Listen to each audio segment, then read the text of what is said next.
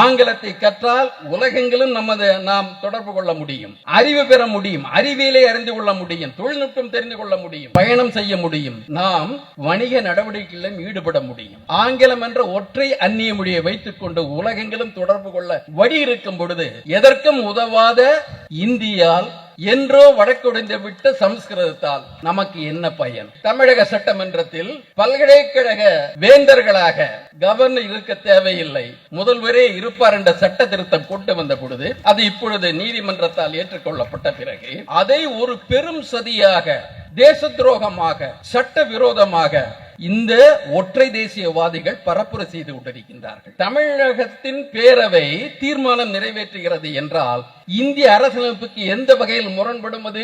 ஏனென்றால் இவர் வேந்தராவது நமது சட்டப்படி, நாம் சட்டத்தை மாற்றுகின்றோம், உனக்கு வேந்தர் பதவி இல்லை.